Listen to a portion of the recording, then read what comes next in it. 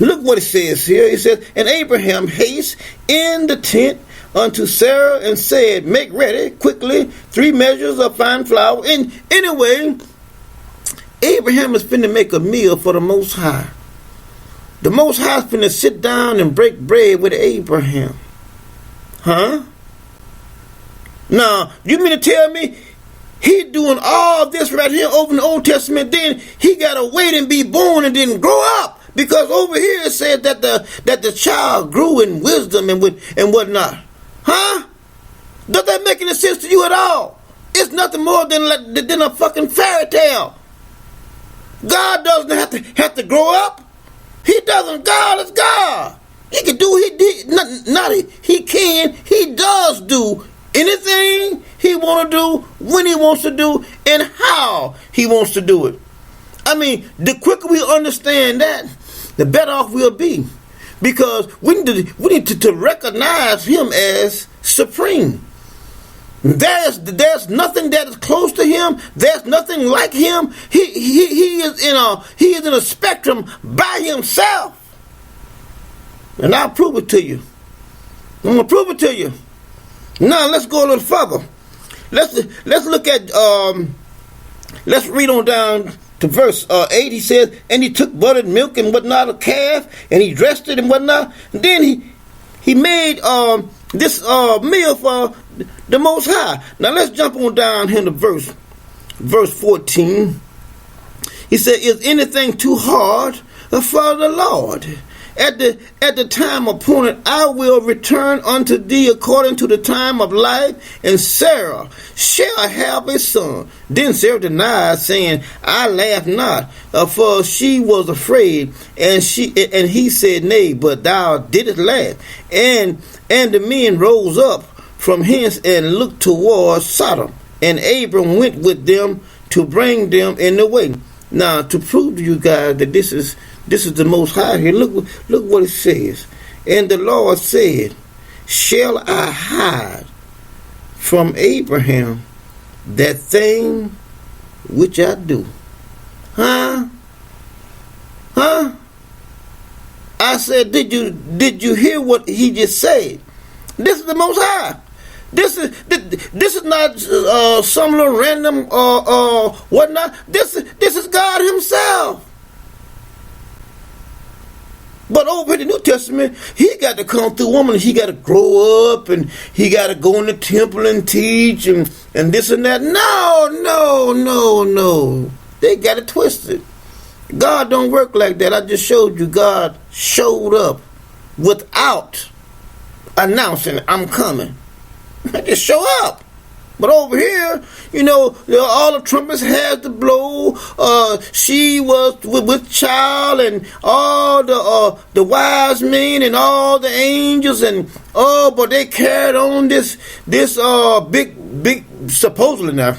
They carried on this big party, of celebration of bringing him into the world and this and that. How fucking stupid is that? That's not God's way. God just shows up. God doesn't need all this other bullshit, the humbug, all that bullshit about, I'm coming. No. I'm here. I'm in time, out of time. I do what I want to do. Nobody can stop me. Now, let's go a little further here. We're here in Genesis 18. Let's look at verse 22 on down to 26. Look what it says here. It says, and the men turned their faces from hence and went toward Sodom. But Abraham stood yet before the Lord. That's God. That's God Abraham is dealing with, my sisters and brothers. So we see here, God does not have to go through a woman and be born, and then come into the world and grow up, like we do. I mean, if that's the case, then you putting him on the same level as a man.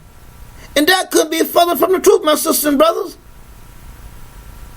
I mean, honestly, that couldn't be further from the truth. Now, let's go a little further.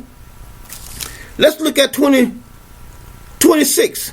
To prove to you that this is God. He said, and the Lord said, if I find in Sodom, 50 righteous within the city, then I will spare all the places for thy sake. This is God. God saying that if I find 50 in there, I won't destroy it. God is talking that I will destroy this place. Now, my sisters and brothers, you see this thing.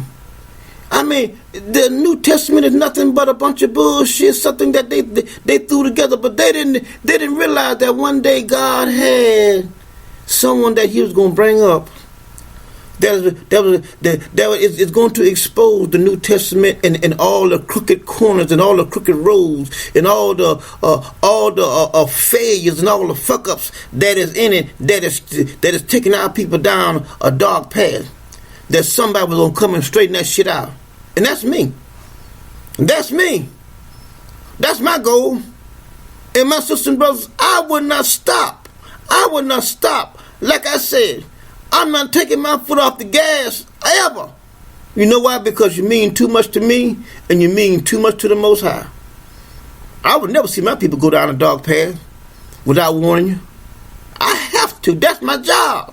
Now, let us go to Joel. Joel chapter. Well, I wanted to show you guys another scripture that I had here. Let us look at Job chapter 4. Let's go there. Job chapter 4. Job chapter 4. Let's go there.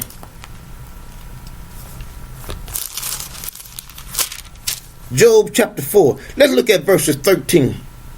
It says, in thoughts from the vision of the night when deep sleep fell upon me, fear came upon me, and trembling, which made all my bones to shake.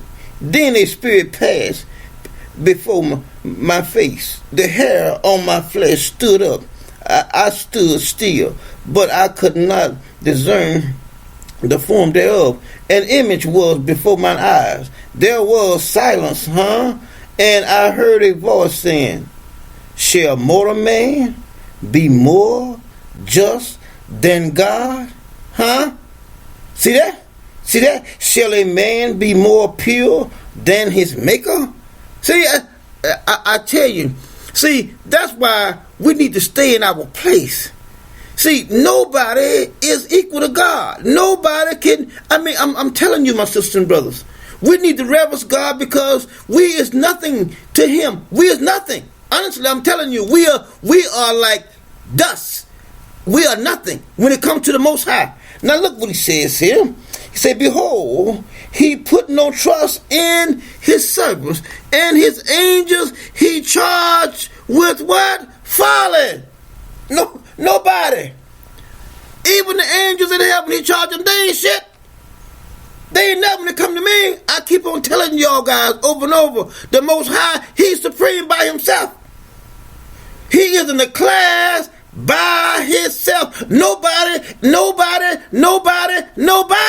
can be compared to Him. Now, look what He says. So He said, how much less in them that dwelleth in houses of clay. Talking about man. Whose foundation is in the dust, which are crushed before the mote.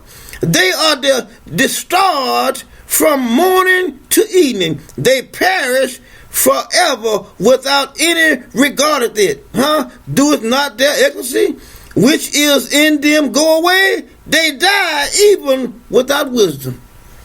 My sisters and brothers, we here LouderMeNoMore.org. We for real. I'm not cutting no corners. I'm not playing no games. My sisters and brothers, my total concern is about my sisters and brothers. That's me. That's me every day. I am trying to figure out, reading, thinking, meditating, thinking about what the Most High has given me to give to my sisters and brothers.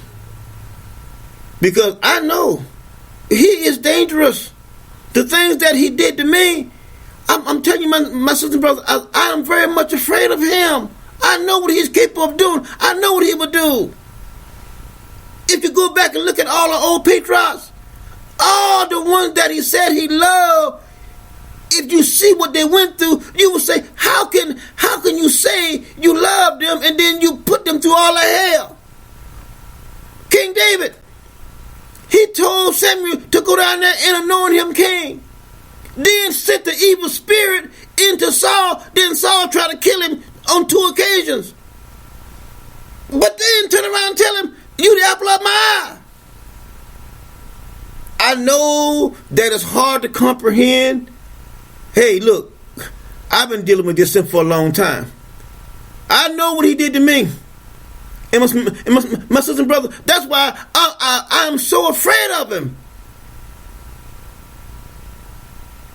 That's why when I teach sincere. I am not cutting corners. I'm not jacking around. I mean, some may say, well, you use profanity. So what? The Most High, he used dunghill, he used hell, he used damn. I mean, all these words I use also. But does that make the Most High not being the Most High because I use the words that are written in his words? No, he made me this way. I ain't changing nothing for nobody. I'm not changing nothing. I'm going to bring it to you just like he gave it to me. Because I'm sincere. I mean, I have such great love for my people. I have such great love for the Most High. That's why we hear a lot of me no more.org. We're not going to waver. My feet is going to stay on the gas. I ain't slowing down for nothing. But my sisters and brothers, we hear a lot of me no more.org. We wish you have a nice and enjoyable midweek study here with us. And we look to see you on the Sabbath. Until our Sabbath, shalom. Greetings, our Hebrew Israelite brothers and sisters. This is L.D. Smith, the watchman on the wall. And this is V.C.E. Smith, the rib of the watchman. All right, my sisters and brothers, we got a fine teaching this afternoon. We are very, very grateful for you guys to allow us to come into your homes on our midweek teaching.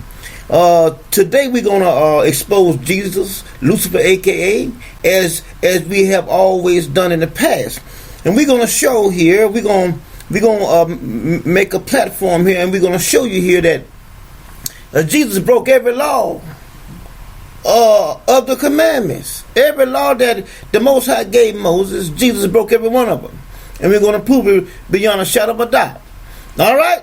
Now, for our introduction of Scripture, we're going to be coming from the book of Matthew. Matthew, the 5th chapter. Beginning with verse 17. Let us look here. He said, think not that I come to destroy the law. Mm-hmm. All right? Then he said, or the prophets. I am not come to destroy, but fulfill. So in other words, when he fulfilled this thing, he's going to destroy the law and the prophets. What the prophets say. But let me give you something here to look at real quick. Let us look at Matthew chapter 5 here. Let us show you what he said about the prophets. And then we're going to jump back. Explain to you about what he said, fulfillment. We'll give you a little outline on fulfill. We're going to jump back and let the real tell you about him fulfilling it, all right? Now, let's look at Matthew 5, chapter 5, verse 43 and 44. Look what it says. It said, ye have heard that it had been said, thou shalt love thy enemy, thou shalt love thy neighbor, and hate thine enemy. But I say unto you, love your enemy, bless them that curse you, do good to them that hate you, and pray for them which despitefully use you and persecute you. Now, let us look at something here in verse 43. He says, you have heard that it was said, of who? The prophets. Mm-hmm. The prophets was the one that was explaining the law. So he's identifying here that he's talking about the prophets.